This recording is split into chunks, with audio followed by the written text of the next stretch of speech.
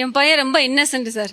யார்கிட்டயுமே பேச மாட்டான். 12th படிக்கும் போது ஒரு நாள் சட்டையெல்லாம் கிழிச்சிட்டு வந்தா, என்னடா சட்டை கிழிஞ்சிருக்குன்னு கேட்டா, கூட படிக்கிற பிள்ளைய ஒரு பையன் அடிச்சிட்டாமா, நான் திரும்ப கேட்டேன், அதனால என் சட்டையை கிழிச்சிட்டான் யதார்த்தமா சொல்றேன். எனக்கு ஷாக்கிங்கா இருந்துச்சு. என்னாச்சுன்னா, எனக்கு ஒரு பொண்ணு பிடிக்கும் சார், ஸ்கூல்ல ரொம்ப பிடிக்கும், க்ளோஸ். அவங்க ஒரு பையன் வந்து கிண்டல் பண்ணிட்டான், அந்த வேற ஒரு பையன். நானும் அந்த பொண்ணுகிட்ட போய் கேட்டேன், என்னங்க இந்த மாதிரி உங்களுக்கு கிண்டல் பண்ணானுமே, என்கிட்ட சொல்ல மாட்டீங்களா?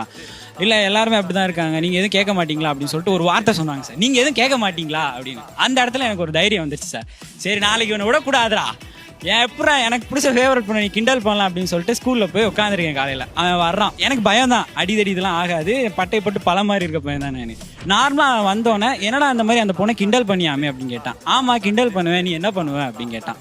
இனிமேல் அப்பெல்லாம் பண்ணக்கூடாது சரியா அப்படின்னு சொல்லிட்டு இப்படி தட்டி கொடுக்கலான்னு கையை தூக்கணும் சார். அவன் அடிக்க தான் வரான்னு சொல்லிட்டு வயிற்றுல ஒரு குத்திட்டான் சார். எனக்கு திருப்பி நம்மளும் சும்மா இருக்கக்கூடாதுன்னு சொல்லிட்டு அடிச்சு பிரிச்சு, சரி அடிக்கக்கூடாது இதுக்கப்புறம் போதுன்னு சொல்லிட்டு திரும்ப போது சட்டையை பிடிச்சி கிழிச்சிட்டான் சார். அப்படியே வடிவேல் சட்டை இப்படி கிழியும்ல அந்த மாதிரி பிடிச்சி கிழிச்சு விட்டான் சார்.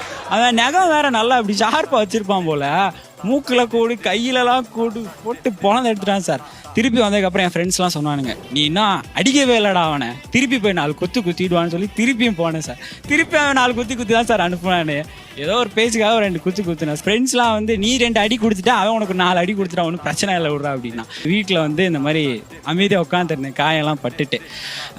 அம்மா பார்த்தோன்னே என்ன பிரச்சனை அப்படிங்கிட்டா, எனக்கு தெரிஞ்ச இந்த மாதிரி பொண்ணை ஒருத்த கிண்டல் பண்ணுறாங்க. ஓ கதை அப்படி போகுதோ, ரைட் அப்படின்னாங்க. உடனே அம்மா என்ன சொல்லிட்டாங்க, நீ என்ன வேணா பண்ணிக்க, அப்பாட்ட போய் இந்த விஷயத்த சொல்லி நீ அப்படின்னாங்க. ஆஹா, அம்மாவே இப்படி பயப்படுறாங்களே, அப்பா நம்மளை போட்டு வெளுக்க போறாங்களே அப்படின்னு சொல்லிட்டு பயந்து உட்காந்துட்டு இருந்தேன். அப்பா வந்தாங்க வேலையை முடிச்சுட்டு. வந்ததுக்கப்புறம் நான் போய், அப்பா இந்த மாதிரி ஆச்சுப்பா, ஒரு பொண்ணை ஒருத்தன் கிண்டல் பண்ணிட்டான், அதனால நான் அடிச்சிட்டேன்ப்பா அப்படின்னு. அப்பா திருப்பி என்னை அடிக்க போறார் போல, லவ் அப்படின்னு நினைச்சிருவா போல அப்படின்னு. அப்பா முதல்ல கேட்ட வார்த்தை, நீ அவனை திருப்பி அடிச்சியா அப்படின்னு சொல்லி தான் சார் கேட்டாங்க.